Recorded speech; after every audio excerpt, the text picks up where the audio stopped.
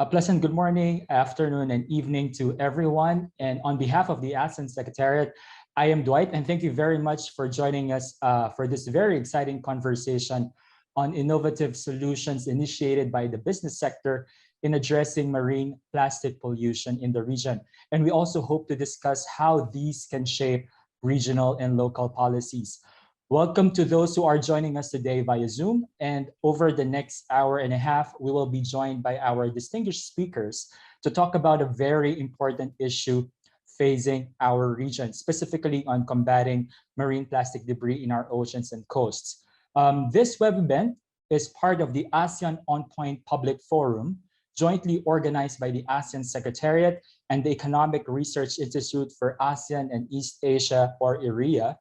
And the panel discussion in a little while will try to capture some of the novel approaches led by an interesting mix of representatives from the private sectors and further discuss how we can improve public policies in addressing marine plastic pollution.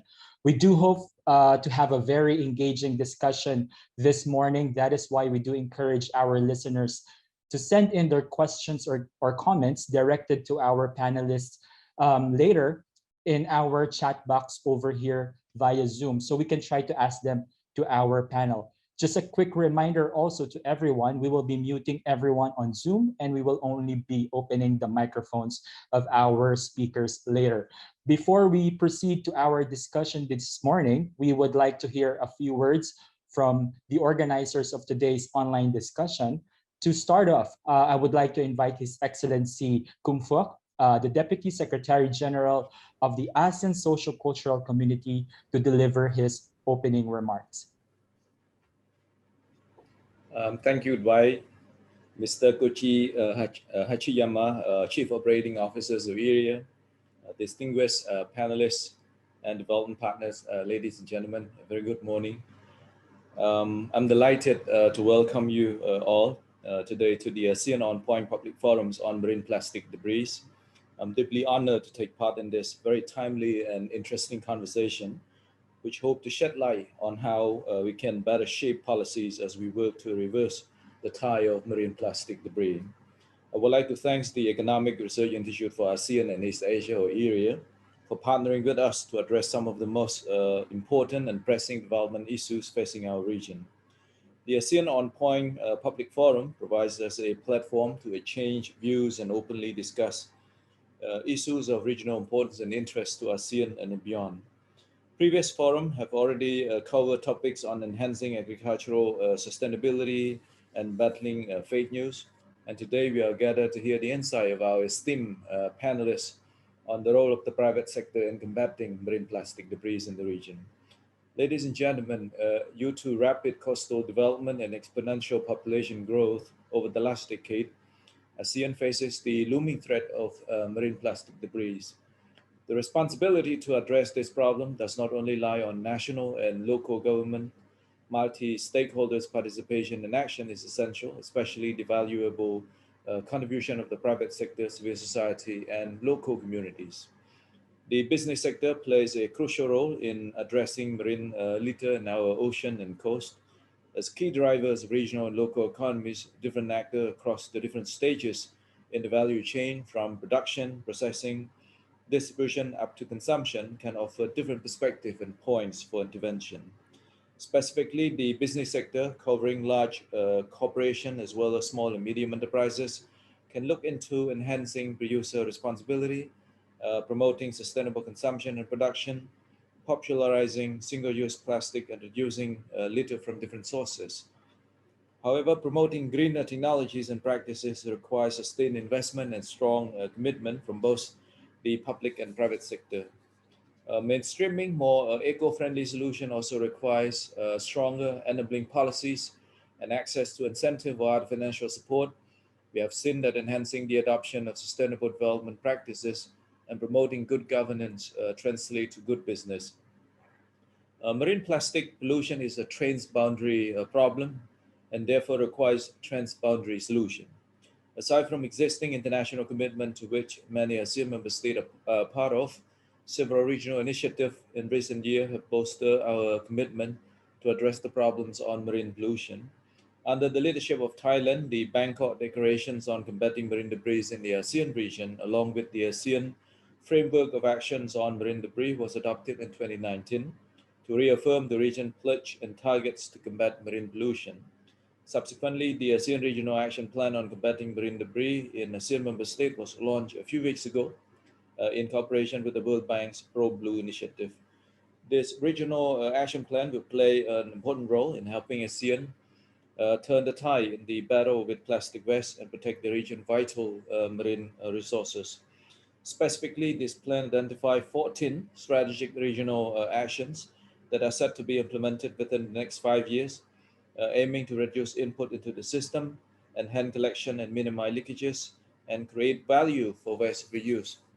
This action seeks to cover 4 key areas of concern, including policy support and planning, research, innovation, and capacity building, private sector engagement, and public awareness, education, and outreach.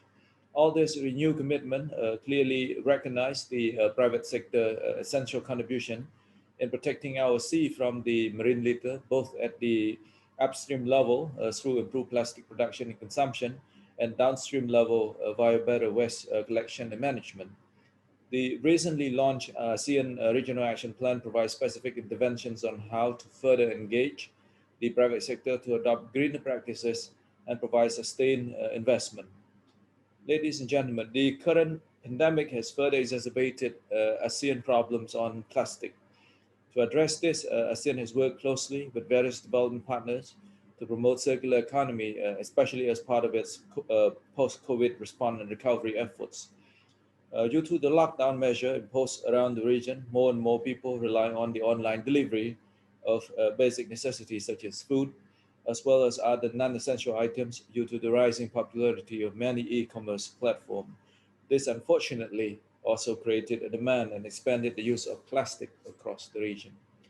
Aside from the indiscriminate use of plastic in online delivery, the ongoing global health crisis also resulted in increased waste generation in the health sector, the most obvious of which is the increased use of disposable of personal protective equipment, including face masks, face shields, and hand gloves. A study released in February indicated that about 3.4 billion single-use face masks and shields are thrown away daily. In total, about 1.6 million tons of plastic waste are generated globally every single day since the pandemic started. As part of our efforts in further promoting circular economy, ASEAN and ERIA established the Regional Knowledge Center for Marine Plastic Debris in 2019 to further expand the partnership among ASEAN Plus 3 member states. We wish to commend the continuous support of our partners in this endeavor, including the assistance of the government of Japan. This year, ERIA also launched an online platform to further strengthen private sector engagement on reducing plastic waste in the region. We hope that more companies and organizations in ASEAN will also be part of this platform and share their best practices on rethinking the use of plastic. I strongly encourage ERIA to continue creating more opportunity to bring together different actors from the public and private sector to discuss and bring about shared solutions on marine plastic debris.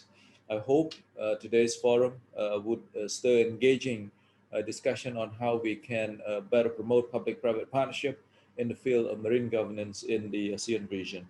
I look forward to a successful forum today, confident that through our shared vision and joint effort, we can continue to make waves and work together toward a cleaner and healthier oceans and coast in the ASEAN region.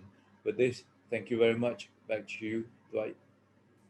Thank you very much, His Excellency Kung Fook, for that very insightful remarks. Now, allow me to introduce the Chief Operating Officer of ERIA, Mr. Koji Hachiyama, to say a few words. Mr. Koji?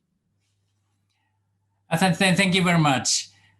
His Excellency Mr. Kung Fook, Deputy Secretary General of ASEAN for ASEAN Socio-Cultural Community, distinguished speakers, ladies and gentlemen, good morning. It's a pleasure for me to be with you today at the occasion of the 4th installment of the ASEAN On Point webinar series that ERIA has been co-hosted with the ASEAN Secretariat since last year. Indeed, it was in response to the worldwide pandemic that the two institutions have decided to address issue of significance to the ASEAN region, to think of the ways to move forward and to build back better in the post-pandemic recovery. For this, I'd like to extend gratitude to His Excellency Mr. Kun Fok for his opening remarks and for his commitment for addressing the issue of marine plastic debris. We welcome the recent publication of the ASEAN Regional Action Plan for combating marine debris in the ASEAN member states. And would like to reiterate ERIA's support for the efforts undertaken by ASEAN. Unfortunately, East and Southeast Asia are considered the biggest contributors of marine plastic pollution due to their growing populations and economies. Coupled with insufficient waste management. ERIA has established a regional knowledge center for marine plastic debris, or we call RKC MPD, in 2019 to provide ASEAN Plus 3 member states with support in addressing challenges associated with marine plastics. You can find the website of RKC MPD in ERIA's homepage. Partnering with the private sector to promote good practice is one of the important ongoing activities of the RKC MPD. To this end, an online platform was launched this year to collect and disseminate business activities that are conducive to reducing plastic waste and, by consequence, preventing those plastic from leaking into the oceans. By gathering all such positive initiatives on platform, we can reduce fragmentation of information and track positive commitments made by the private sector. We also believe that this can lead to intra-regional information exchange and the expansion of such businesses. I'm very pleased to learn that 4 inspiring private companies representatives have agreed to talk today about their business activities, why they decided to tackle the challenge of plastic waste, what kind of challenges they have faced along the way, and what policy they believe can facilitate business like theirs to thrive in the future.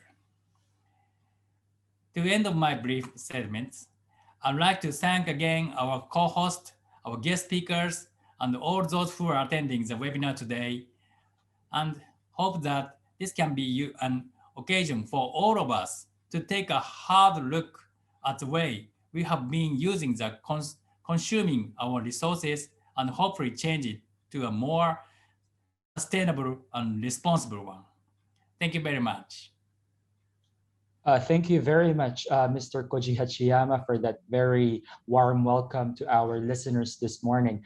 And now we will be proceeding with our panel discussion for today. But before that, let's have a short brain warm-up before we dive into the issues related to combating marine plastic pollution, especially coming from the private sector. So for those joining us via Zoom, we will be flashing 2 questions, and we want you to answer them as quickly as possible. These are very easy questions, and we do hope it will provide us some information and at least guide us as some take-up points for discussion later. So the first question is, what is the estimated share of ASEAN countries in the global plastic leakage from rivers to the oceans? Just choose your answer. Is it 25%, 35%, 45%, or 55%?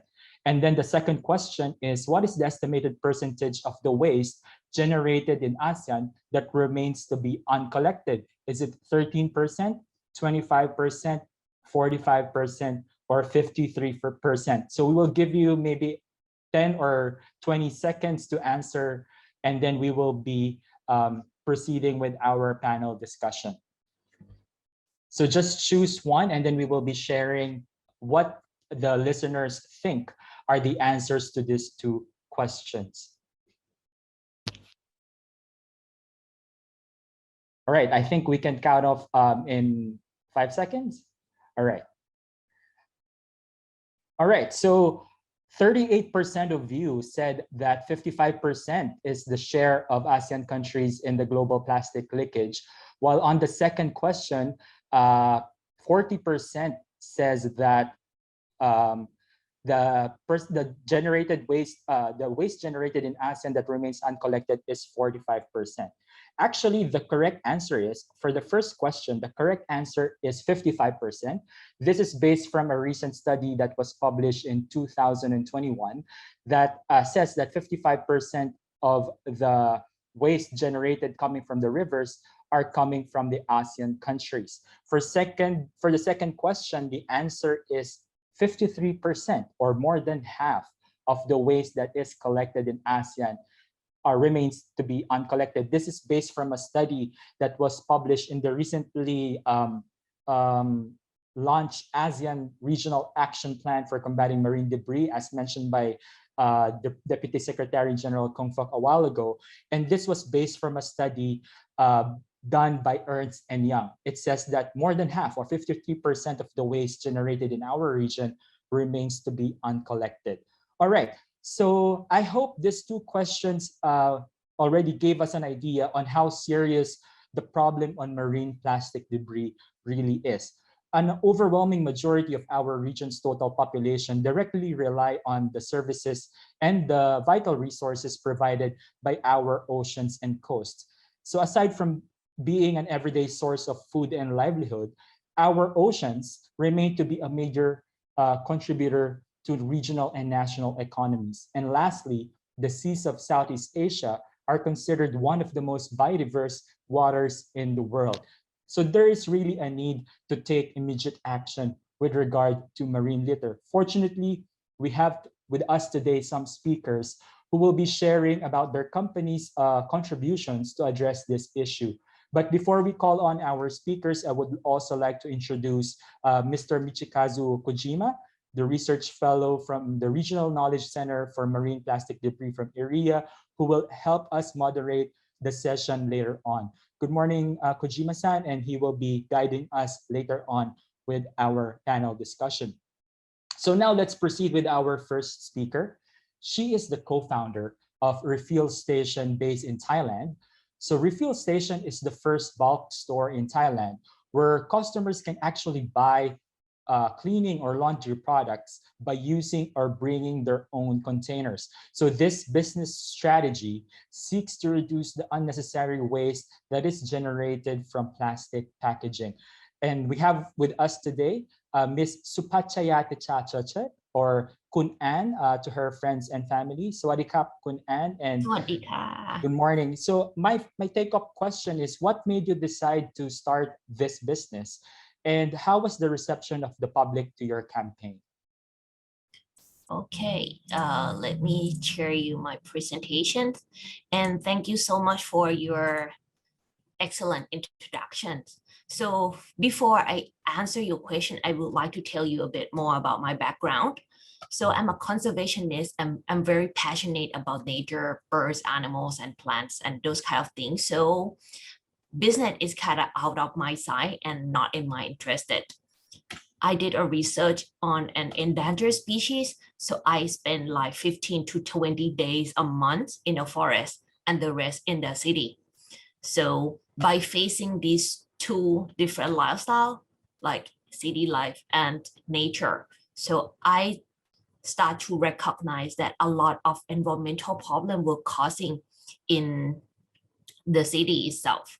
So I start to think, and what else should I do about this? And moreover, the plastic pollution is not in a spotlight of the public that times in 5 years ago. So I decide to start a refill station, the first bulk store in Thailand. we not only aim to gain a profit by selling the stuff, but we would like to be a model shop where we can tell people that this kind of business could be happened. We would like to educate Thai society about environmental problems, especially marine debris pollution. And we also would like to strengthen communities of zero waste. And here is our shop. We sell a liquid detergent where customer can bring their own container to refill. And we also provide many alternative products like cloth bag, foldable bottle, or even reusable menstrual pads. We have a cafe where people can sit and eat and enjoy their times. And this is a happy plate corners where our customer being a communicators, they can borrow our plate to buy a food from our neighbors. So every time they buy it, they're communicating that they don't want a styrofoam, they don't want a plastic bag. And that's the way that how we, our seller, our neighbors understand us more what we are doing. And these pictures of very early customers. So expat living in Thailand is an first group. There's early adopted and well understand what's the bulk store, comparing to Thai people that we have to communicate a lot on the concept. But later on, after a year, numbers of Thai customer increasing due to like news and belongings dugong of Thai die, so people more aware about plastic pollution. And nowadays, the ratio of Thailand's and foreigner customer is about 50 to 50 now. We also have a lot of kids visit our store and do a workshop. We tell them like how, whether what's gonna happen if the trash end up in the ocean or whether it's end up in the landfill, and how can they be part of the solution. We also sharing our knowledge and experience about build up a bulk store. And this group of people would love to have their own bulk store and they can begin it easier. So nowadays we have more than 20 bulk stores in Thailand, not only in Bangkok, but in province as well. Lastly, we have our beloved customer from other countries, and they build their own shop in their home country in Cambodia. We also share our resources and products to Laos and Vietnam countries too. So for 4 years, we have been reduced 7,000 of bottles and more than 15,000 visitors to our shop. This number may be not so much comparing with a change of a big companies, but however, as a refill station, we always believe that little thing can make a great change. So everyone action is count.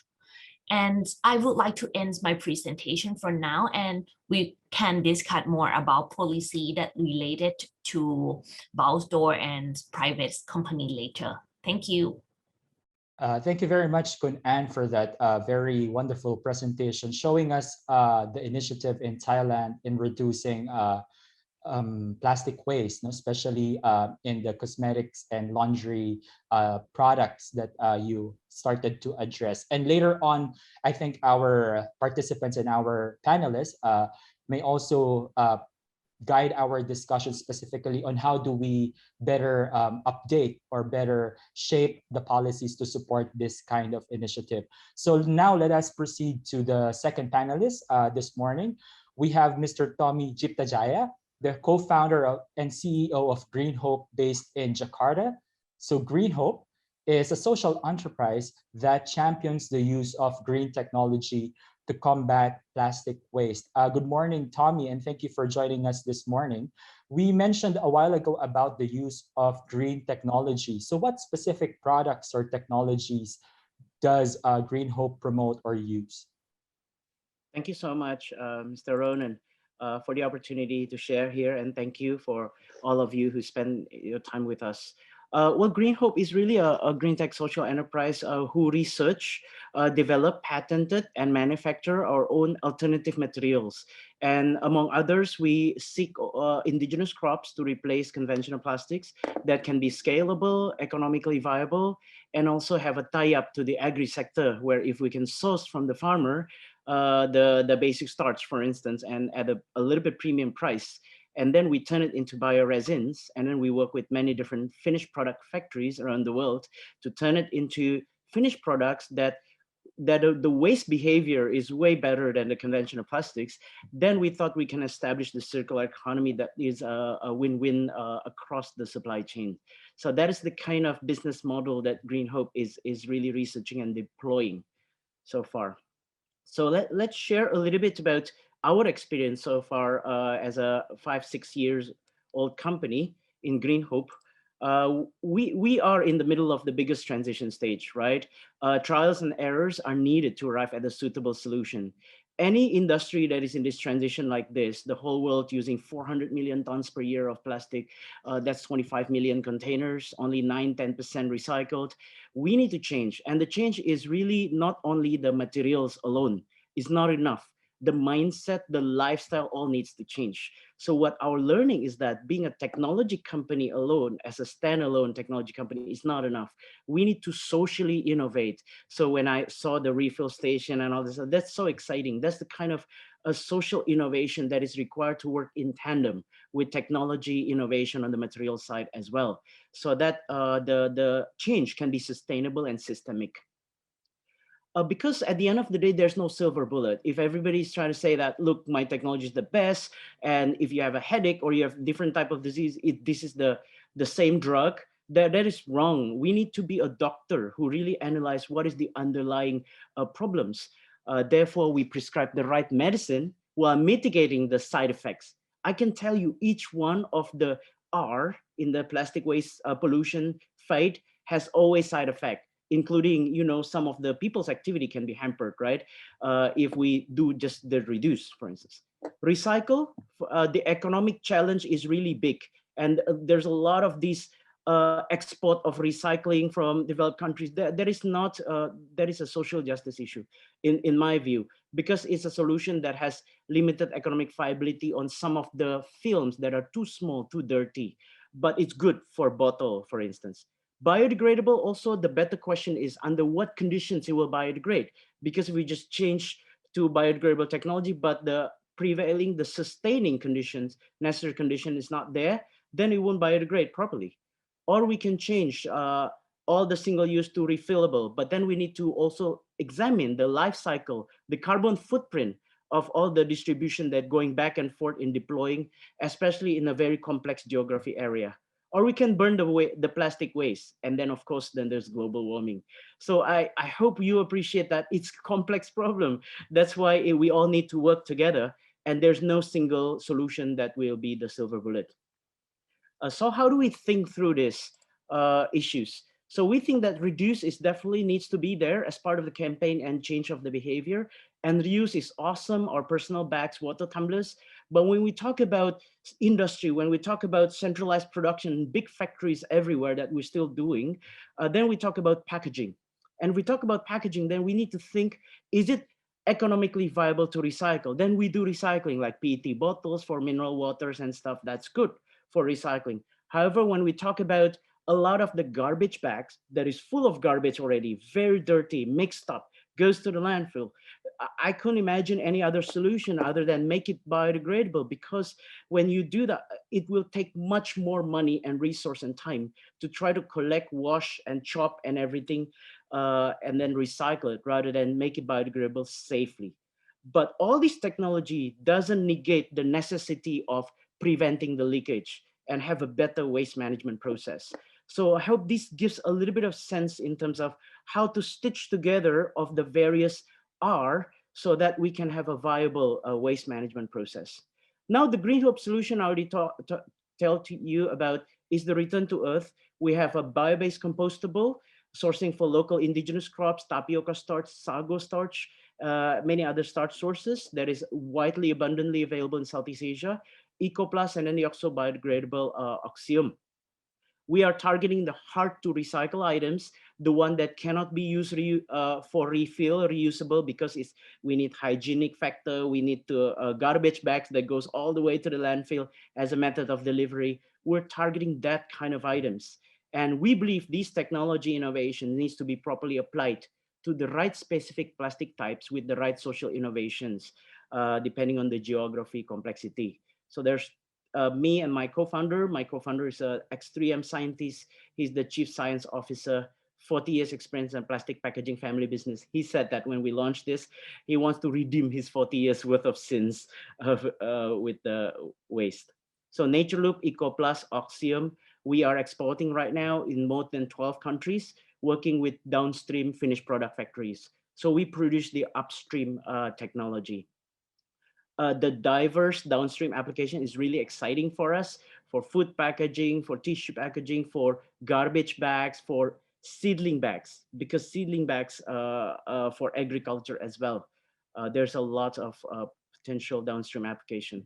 And these are how we design that even our technology alone, if we don't design it with the prevailing local waste management process, is not enough. So we need to work together tightly with the local waste management process to make sure our bioplastic, reusable bioplastic, for instance, it's either recycled in a drop box or it goes to the landfill and we make sure that biodegrades there. It doesn't leak to the nature. However, if it does leak to the nature, it has way better performance rather than conventional plastics. We partner with many strong brands in the region and beyond. So we are part of and actively learning this and co-create with various system change platforms. If you ask what are the key learnings here and the role of various parties, we believe entrepreneurs and innovators develop new methods. We can learn a lot from them because they have alternatives that work elsewhere. Governments can provide holistic and contextual framework and roadmap based on the stakeholder inputs, incentive and disincentives to shift the behavior and the materials used to be more sustainable. Government can also become the baseload customers through green procurements. Government can stimulate innovation by facilitating mini pilots, rapid prototyping. All of us in ASEAN here, so many different regional and culture. Government is to launch many rapid prototyping, have a standardized measurement and transparent measurement system. No need to pick specific winners just yet. Sometimes I'm a little bit hesitant with government try to ban this, regulate that, boof this. Basically, the enemy is one, conventional plastic being used in a conventional way. So either we change the way we use it or we change the material. Both are legitimate. So launch everything as many pilots as possible. And then NGOs and consumer and brands and all the community-based movement, very important to inform, mobilize, and affect behavioral change in public. They can really vote with their wallet. So we look forward for further collaboration at ASEAN level because there's so many more similarities between countries in ASEAN, be it the economic affordability, the weather, everything. So look forward for further collaboration and discussions. Thank you so much. Thank you very much, Tommy, for that very interesting presentation. I'm sure our listeners also have a lot of questions later on, but we will be entertaining the questions later on the panel discussion. But now let's proceed to our third presenter, Mr. Kentaro Inokai, who is originally from Japan and the president of Pana Chemical. Good morning, Kentaro-san. Every year, Pana Chemical processes 30,000 metric tons of expanded polystyrene and convert them to a more recyclable form. How does this work and what are the challenges in doing this? Thank you, Jason-san. Hello, I am Kent Inukai, CEO Pana Chemical. Today, I would like to make presentation for Japanese unique styrofoam recycling system. Very long history, 45 years. We call JEPS Recycling because the J is Japan and EPS is styrofoam. Today, very short time, 5 minutes. So I introduce our website and using movies. So please watch. this is our website for JEPS Recycling. And then we have some video on that site. So please look. So our recycling system is 45 years ago starting in Tsukiji Market, Tokyo Tsukiji Market. My father established that system. Yes, this is Tsukiji Market. My father. So our system is very unique. Once we sell machinery to user who has a disposal EPS garbage, and then the user makes ingot block. After that, we buy those ingot. So this is our share is 80%, and for 40 years, 1 million EPS blocks we recycle, and the market share is 80%. 2,000 users are using our system in Japan. So every day we collect EPS blocks and export as resource plastics with 2,000 customers. And then history. Maybe time to show, so please check later. This is my father. Very fast machine. And yeah, this is a recycling system. This is a Tsukiji Market. Already gone, moving another places, but every day, look at this EPS mountain, EPS box mountain. Each one piece is a fish box. So we sell machinery for recycling those things to users who has a lot of fish box mountain. Then they use our machinery to make ingot like that. After that, we buy again that ingot.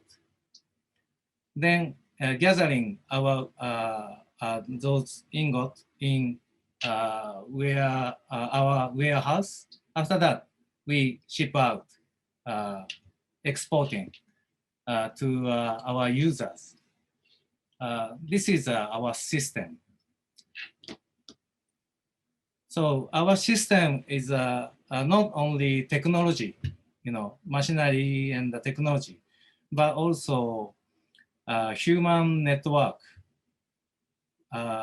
based on 45 years. So we always, work with customers, users, and oversee, buyers. And one more things, video. This is a meaningful pictures. He is a center. He is my father. But last year, my father passed away. So I take over this business and this spirit.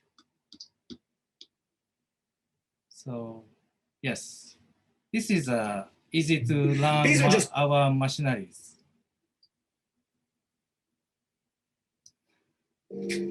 Japan is lacking in the most important This is a Japanese for plastic NHK production, petroleum. That's why the use of materials like polystyrene foam is so important. Such waste products represent a significant source of raw materials for plastic-based goods. This machine has no heating elements. It uses the heat produced through shredding and compression to soften and degas the polystyrene, producing a plastic ingot that's roughly 1/50th the volume of the original material.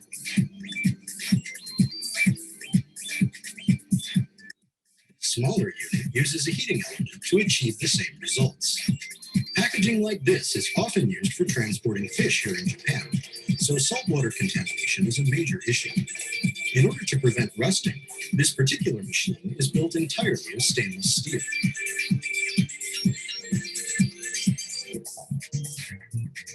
Once processed, the material can be used in a variety of applications, such as window frames.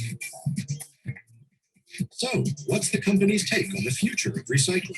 7 years 日本 ago, は国土が小さいので、 I やっぱ am り植物が younger 高いん than ですよ。 now. 海外は国土が広いために埋め立てで十分あってしまうんです。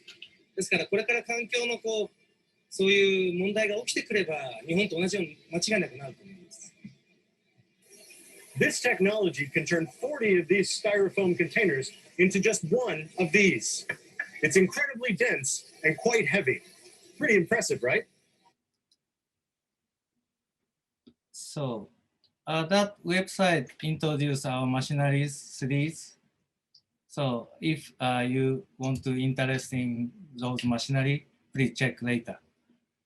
So now we collect monthly 3,000 ton and 2,000 users.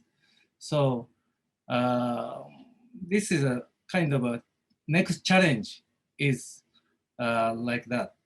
This year, Basel regulation started in every country, of course, Japan too. Our challenge is always how to produce quality recycled plastics. We call resource plastics. How to create safety and a trusty recycle network in Asia. This is a kind of never end. And in 2018, we established the Resource Plastics Association in Japan. This association provides so many information about plastics and recycling and the education program and the certification program. Sometimes study technology and machinery with university and makers. So this is our challenge, just starting. Recycling, I believe, most important things is a human network, trusty and safety and sustainability. This is our challenge. So thank you very much. Thank you very much, Mr. Kent, for that very good presentation as well. And we've been receiving a lot of questions also from our participants, which we will be answering later on when we open the floor for question and answer. So now let's proceed to our last presenter. She is Ms. Iris Chang, the Regional Head of Marketing for Strategic Projects and Sustainability for Grab Singapore. Good morning, Iris. And it was highlighted earlier during the welcome remarks of DSG Kong Fook that the ongoing pandemic also expanded the demand and the volume of plastic waste generated due to the popularity nowadays of online deliveries, which is part of Grab's services. So what is Grab doing as a company to help reduce the amount of plastics generated? And also, how does Grab work with your business partners to provide solutions on this issue? Okay, hi, good morning. Thank you. Let me share my screen, yeah. Okay. So I'm Iris. I'm currently the Director of Social Impact and Sustainability at Grab, overlooking all our 8 markets in Southeast Asia. And just a little background, I've joined Grab like 5.5 years ago. And actually, I was doing regional marketing for GrabFood for the past 2 years. But what happened was, well, as some of you in this region might know, today GrabFood's available in 7 countries across Southeast Asia. And when COVID hit, as you rightly said, actually there is a huge impact on the food delivery business, where a lot of our F&B owners, which what we term as merchant partners, they started coming onto food delivery. So as you can look at the numbers there, they are pretty significant, right? And not just that, but they saw their revenue increase online, as well as there were also a lot of driver and delivery partners that joined us, who are also able to make an income out of our platform, right? So, I mean, when being involved in this business, I started realizing quite early on that we do indeed provide a lot of, I guess, environmental byproduct, right, and impact. So now I've actually stopped doing marketing and I've moved on to doing sustainability full time. So that's how much commitment, I guess, as GrabFood, like we take this topic really, really seriously. And even during the pandemic, we were reached out by quite a few governments like Thailand, Jakarta, and all that to discuss around what can we do. So let me share a few things that we have done in the past.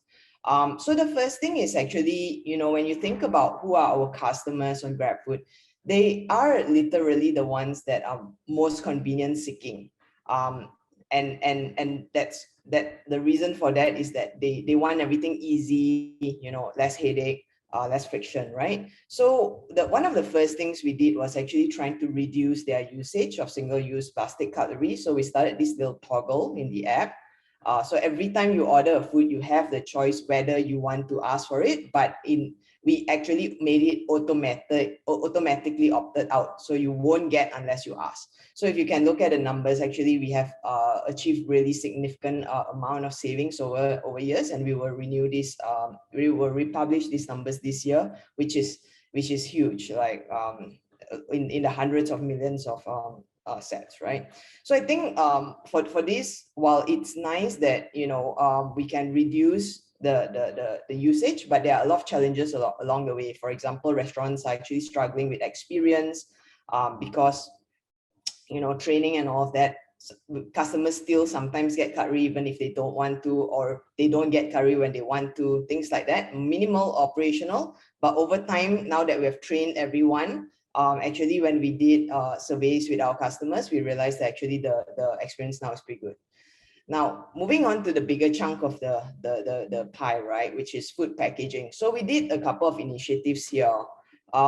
First of all, I totally agree with Tommy. There are no silver bullets, and it's a very complex situation, especially when you think about us, where we do not have full control over our restaurant owners. We cannot tell them, please, you know, switch all your packaging, because it impacts their bottom line and their operations, right? So we are always in a constant like struggle to balance between what the restaurant wants as well as what the customers are willing to do to get it.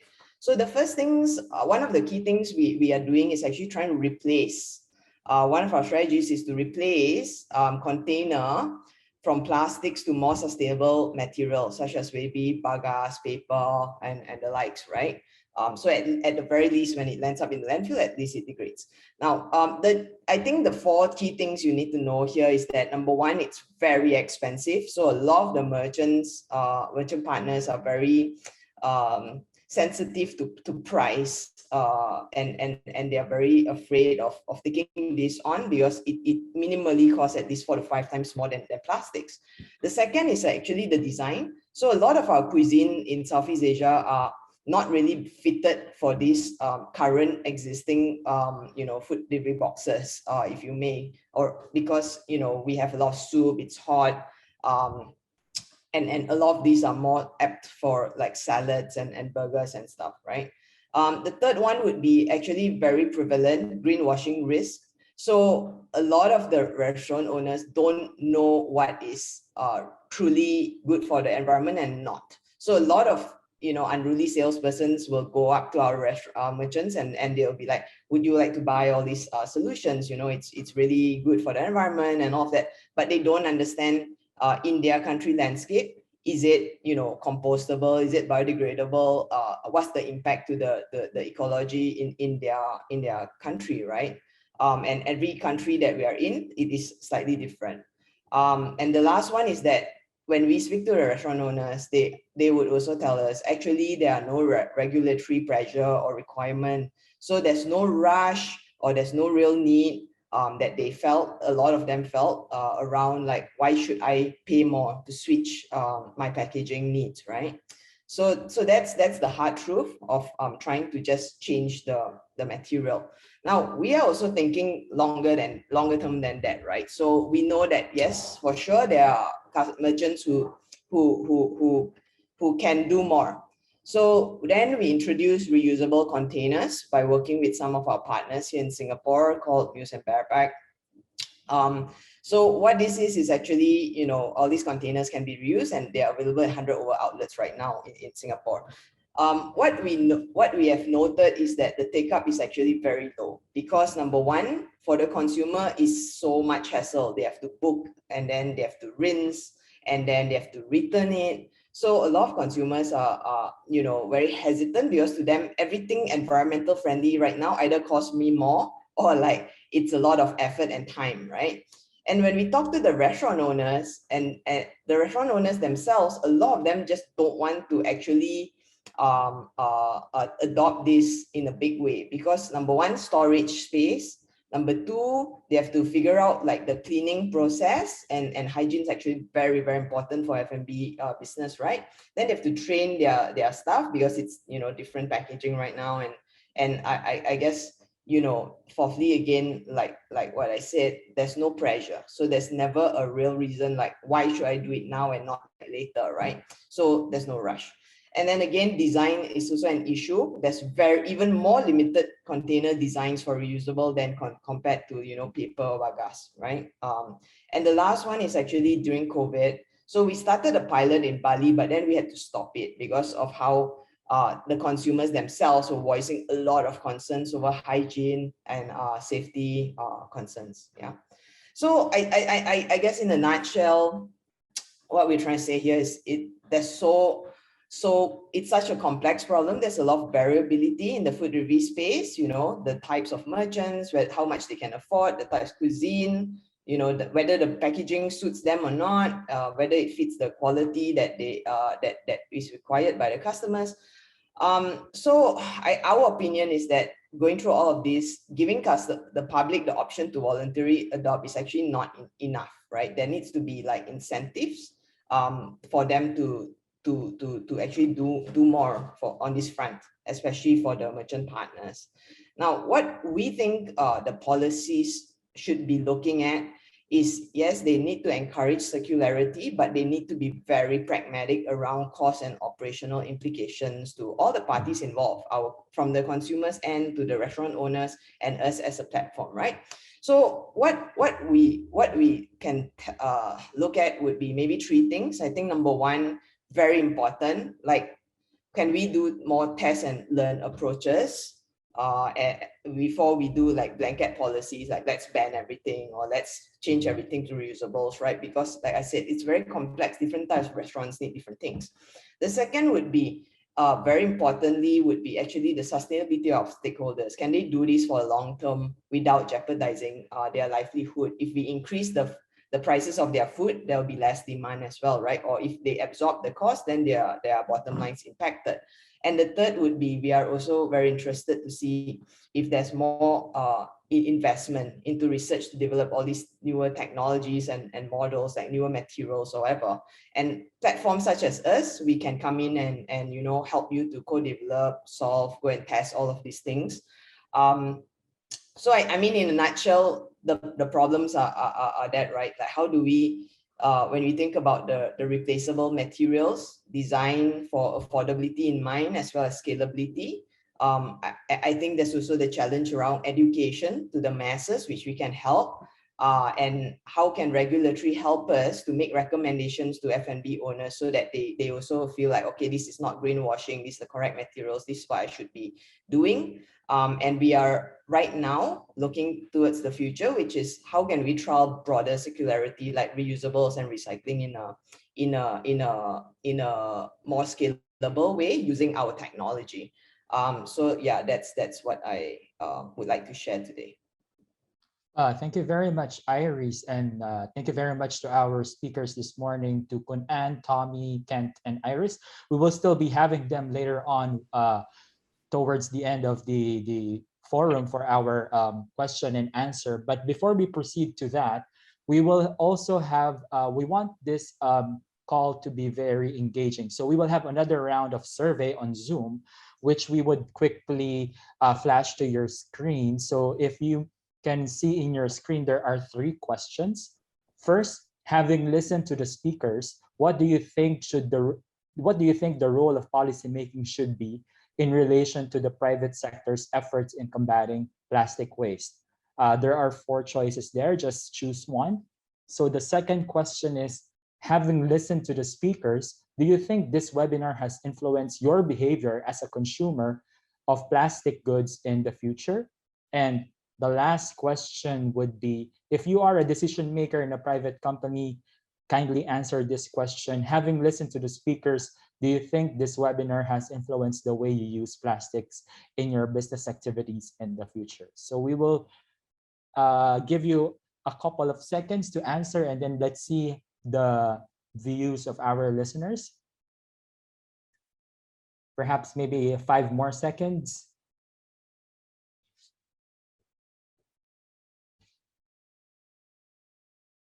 All right, now let's see how our listeners responded.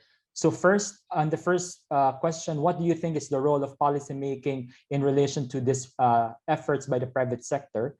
So 61% of you said that the policies or the government, the public sector should play a more predominant role in regulating the market to combat plastic waste. All right, that's very interesting. The second question, do you think this webinar has influenced your behavior as a consumer? It's very good that there's a 60% of you says strongly agree.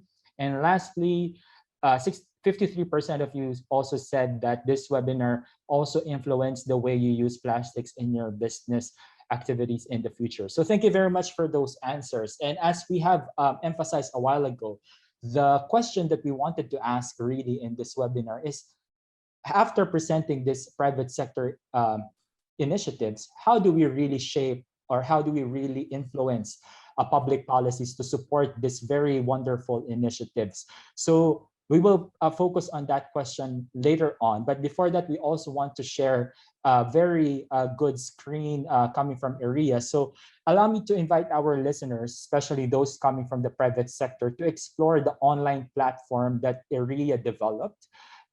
This was mentioned earlier as well by Mr. Koji Hachiyama and also by DSG. So this online platform, which is flashed onto your screens, was created to collect stories and innovative solutions of private companies and enterprises in the ASEAN +3 region. Anyone can register and participate as long as your business activities take place here in ASEAN, in the 10 countries of ASEAN, or in Japan, China, or Korea. And these activities contribute to plastic waste reduction, specifically in preventing marine plastic pollution. This is absolutely free of charge. You can just go to the website at rkcmpd-eria.org/story, and you can start sharing your business solutions. This is a good opportunity to learn from each other, especially including the presentations that we have earlier from our presenters. All right, now we will be proceeding with the question and answer. We will open the floor to questions from our listeners. And to facilitate that, we also have Kojima-san from ERIA to perhaps shoot us the first question. Kojima-san, the floor is yours. Thank you, Mr. Dwight. My name is Michikazu Kojima, Research Fellow in Economic Research Institute for ASEAN and East Asia. I would like to ask some questions to the panelists. Basically, we want to focus on the policies. So what policies are related to your business and how policies can support your business? So first, I would like to ask Dr. An, could you kindly share your ideas how policies can support your business? and some policies may become how to say obstacles to do your business. Please share your ideas. Yes, thank you. So I share with you here is some pictures of bowl store in our Southeast Asian countries. It's from Philippines, Indonesia, and Vietnam. So most of them are selling food because of the FDA regulation in the countries. Most of the country not allow liquid detergent to sell without packaging because they need numbers and all the regulations. But recently in Thailand, we just have a meeting with the FDA about the regulation that what information should we provide to customer and what kind of container that should be regulated amongst all bowl store in Thailand. And I think by changing this policy will help a lot on creating a proper environment and a good store for a customer. And moreover, I share with you some policy roadmap of Thailand to fighting the plastic pollution. And here you can, the movement before the COVID situation is very great. We have been reduced numbers of plastic and people kind of aware of single-use plastic, but later on, after COVID, there's numbers of plastic we're using. And you can see here in 2071 now, the OXO biodegradable bag not even achieved yet.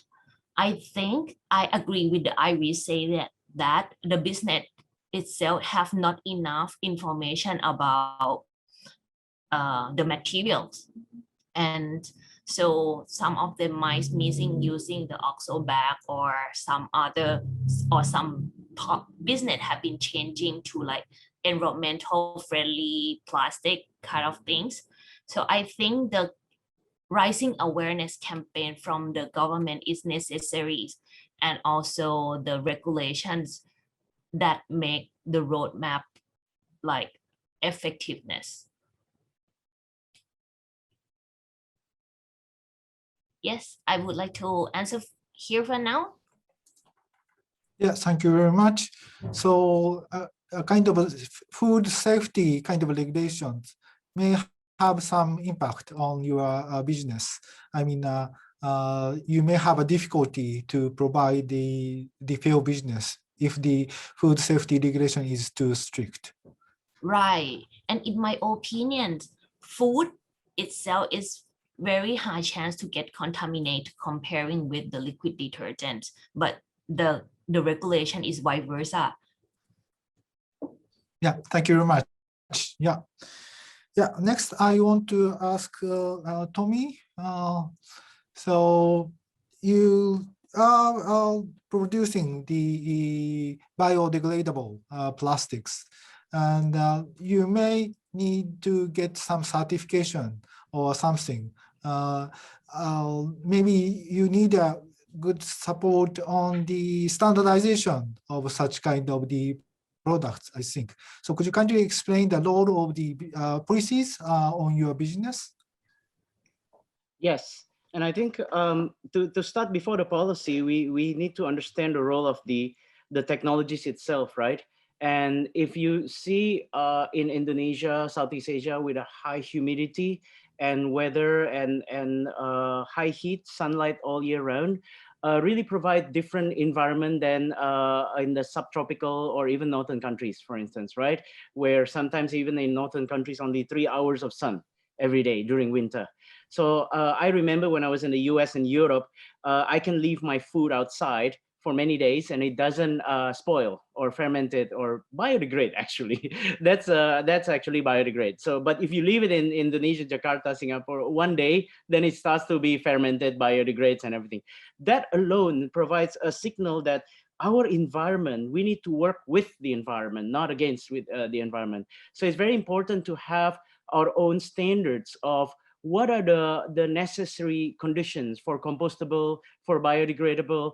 We have compostable bioplastics, home compost and commercial compost. We have bio-based certification. We have also biodegradable also. We understand each technology very deeply. and under what situation we need to use what, balancing between price, functionality, and environmental value. At the end of the day, it's all trade-off between these three, right? And for the certification, the idea is to really have a deeper collaboration with government labs, deeper collaboration with landfills, right? To understand even our landfills are different in Southeast Asia compared to Western countries. Western countries, the landfill is meant to be mummified.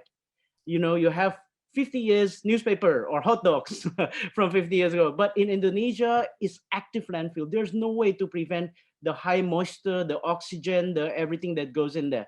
So the best we can do is a sanitary model where you cover it, daily cover, and you mine the methane and oxygen. But the cooking is actually happening. That's another example where we can work with the nature, you know, not only from the surrounding ecosystem, but the landfill itself is cooking. Biodegradable can be designed to really work very, very well with all these things so that it prolongs the landfill life. It also makes landfill much safer because you don't have accumulation of plastic. And then when it rains, some of the Indonesian landfill actually kill some of the waste because 147 people died during 2005 because of that. So there's a lot of things we can improve on that and working conjunction with the technology. And how can we standardize it? What is the ASEAN version of standards? That is at the end of the day, it's important. Let's get together, the innovators, the government, looking at all this price point that is necessary because Ms. Iris said that, you know, the low take up price point that is necessary, performance, and then environmental value. We balance that. That's one on the certification, very important. I think Indonesia has the experts, Philippines, Japan has a lot of experts who can help also. I believe we can get together and define our own standards, not like American standards, commercial composter, for instance. We don't even have commercial composter. We don't need commercial composter. ASEAN is a big giant composters. So how do we work with that? That's one. Two, I want to touch a little bit on the price. Any solution, including refill solution and all these solutions, the reason price is still tough because it's subscale. Any new input. So through bigger demand, we can drive the cost down further, therefore input. But when we fight against conventional plastic, that polymer that comes from a byproduct of oil, that is very tough to fight, where our bioplastic, we need to plant and everything, right? But what's happening at the end is that why plastic can be there that cheap, the conventional plastic, because we don't incorporate the negative externality into the price of the material itself. So is there a way where we can look into all the conventional plastic that prove to be a burden to the rivers, to the everything, and we have kind of like apa ya namanya ya, cukai itu apa sih, the levy, a levy, a kind to alcohol, a kind to whatever, because the negative externality is not there. By building that, then you can have a more parity on the newer thing. Because the idea is that all the newer solution have less, I'm saying less, not zero, yeah, less environmental footprint, a better environmental footprint. So we achieve that parity. Again, it still needs to be looked into item by item, geography by geography also. There will be variance. Yeah, thank you very much. Yeah, you mentioned the importance of standardization in Southeast Asian countries, and also you point out we should have a kind of levy on the conventional plastics. Then the balance between the conventional plastics and the bioplastics will be changed. Yeah. I like market-based approach like that, economic tools rather than banning here, banning there, because then what happens is people find a workaround anyways, then people are not listening to it. But let's adjust from the economics angle, then people will shift. Yeah, thank you very much. Yeah, thank you, Tommy. So next, Mr. Inukai, Kent. Maybe I feel that in Southeast Asian countries, there is not so much recycling of the styrofoam or EPS. So could you kindly explain what is the kind of background, or what kind of policies is related to your business? Yeah, could you kindly explain a little bit? Yeah. Yes, this is maybe Kojima-san's specialist, but I believe in case of Japan, our country's plastics disposal cost is very, very expensive compared with other countries. This cost, includes disposal cost, transportation cost, many things.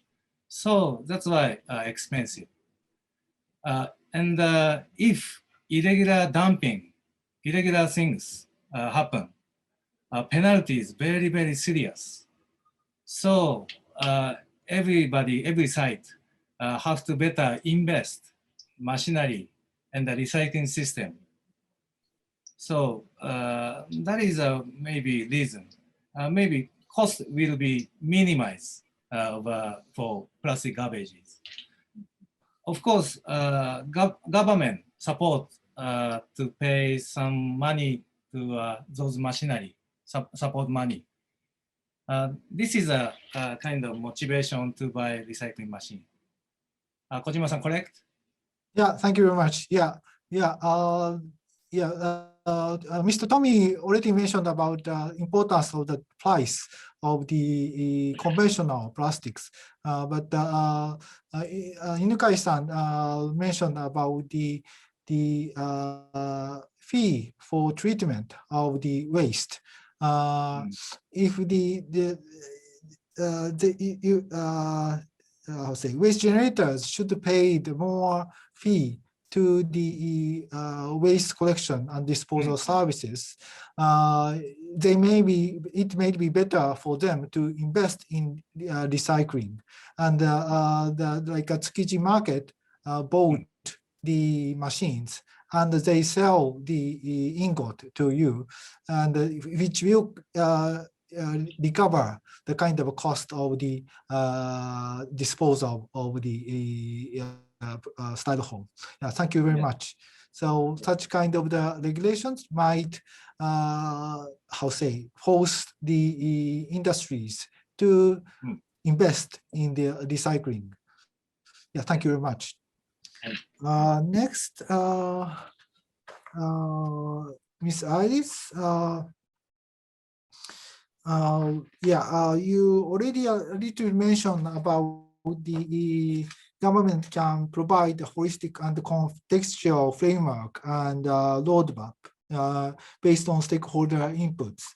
And the government can also stimulate innovation by facilitating mini pilots and rapid prototyping and so on. So could you kindly elaborate more about the more specific kind of a project to improve your activities? Yeah, sure. So I think like maybe just expanding a bit on Tommy's point, right? Like when we think about there will always be restaurants who will need the single-use containers, and they can be of sustainable material. But I 100% agree with him, because in terms of his recommendations on the levy on plastics and all that, because to us, we have tried so hard to actually try to get as many restaurants as we can, amass a big like order with all these sustainable container suppliers. But no matter however many containers we can order, the prices are never going to be as cheap as plastics. Yeah, so I think from that perspective, I would like to see the government playing a bigger role in building this green economy, in investing, giving incentives, maybe even tax cuts, right, for sustainable initiatives. So I think that's one part of what we need to do.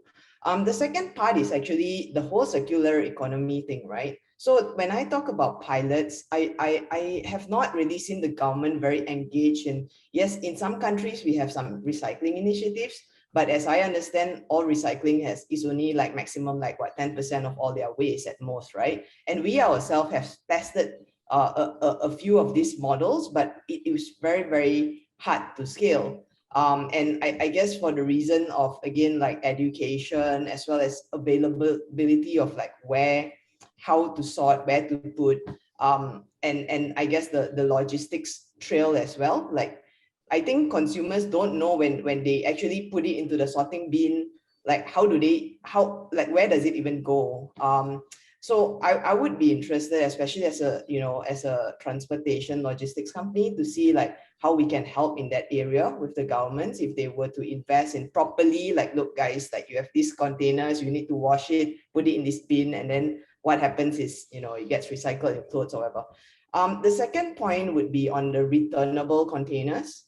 So I think that one will be a very big, hopefully, as we scale the business and everything, a big chunk of it should ideally be something that's on circularity.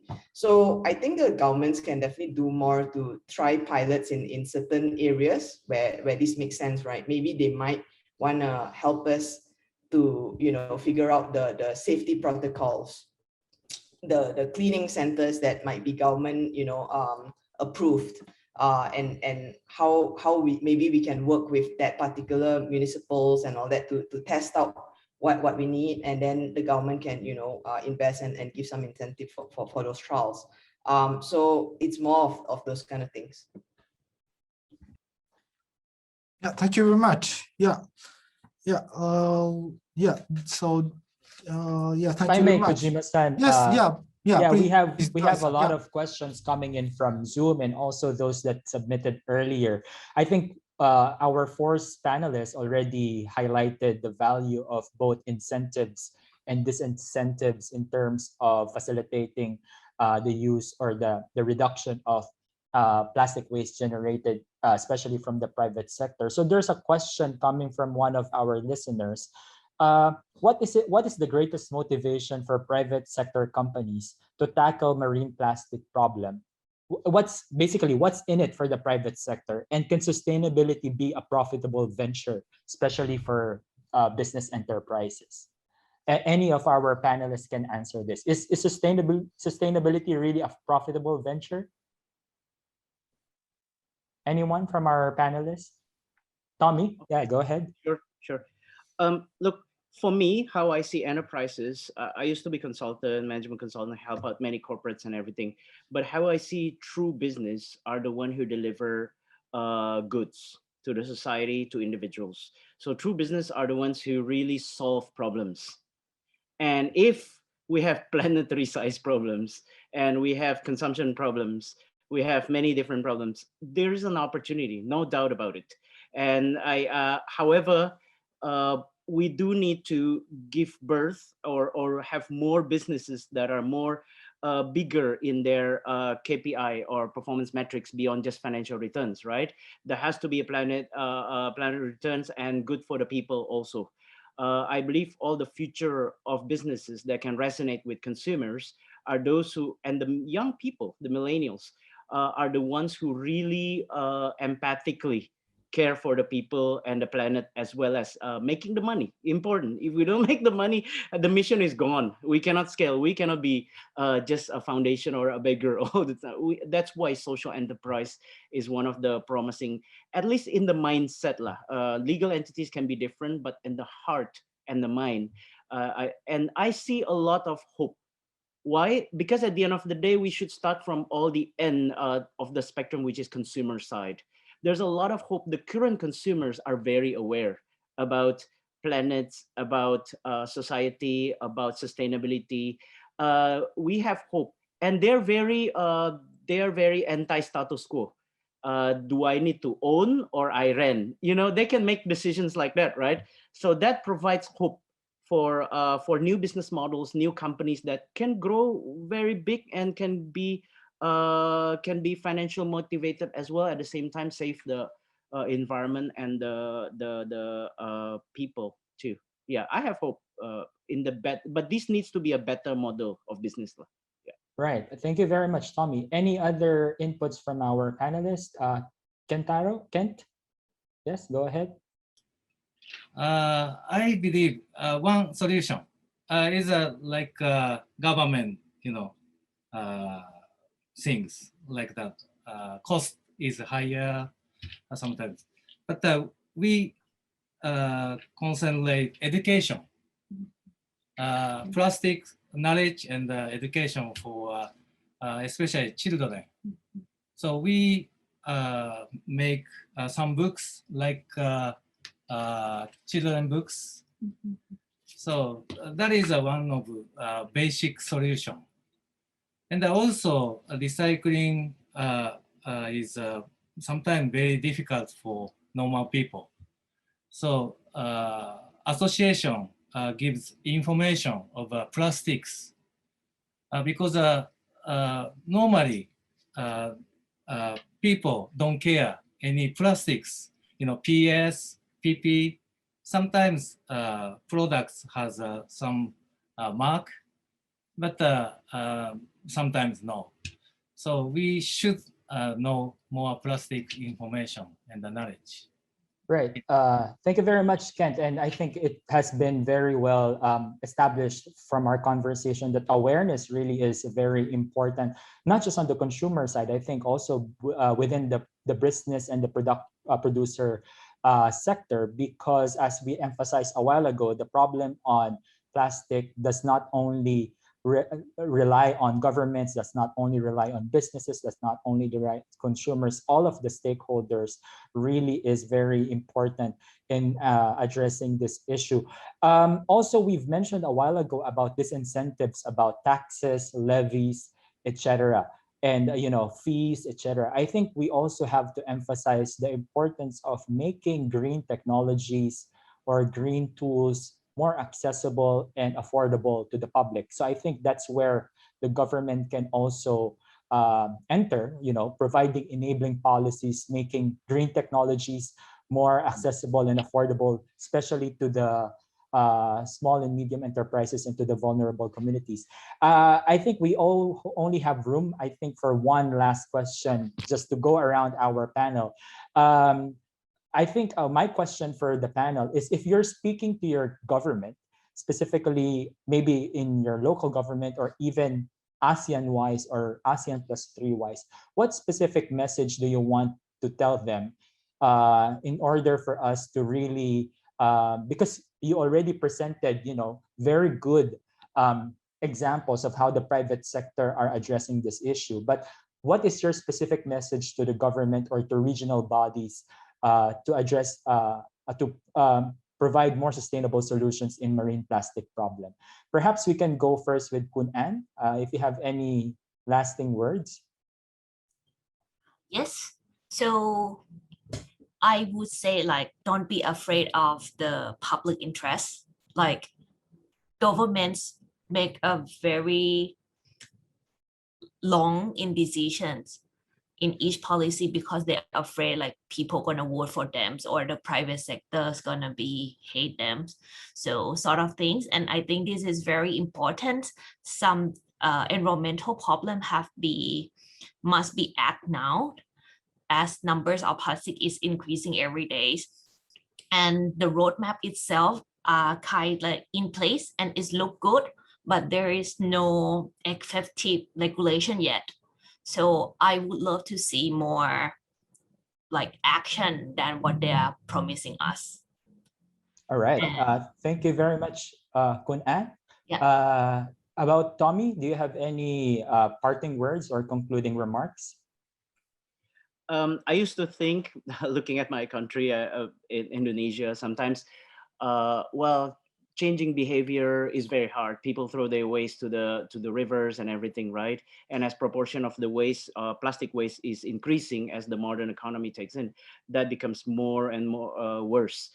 But then when I saw Indonesia didn't used to wear helmets and didn't used to wear seatbelt before, but we managed to actually change the behavior by a combination of incentive and a more stringent ways to do it. We have to understand that cleaning up ocean is way more expensive and more effort. So the focus needs to be a lot of leakage points needs to be identified. Maybe put CCTV and more stringent punishment and discipline for people to change the behavior. But I believe we can mitigate the leakage, and at the same time changing the material and how we use the material and how we throw the material the right way. But yes, government's role is very central and needs to really do a lot of trial and pilots, be the enabler of all the innovators to work together and measure them and transparently reporting them. I think then the new world will be coming up faster.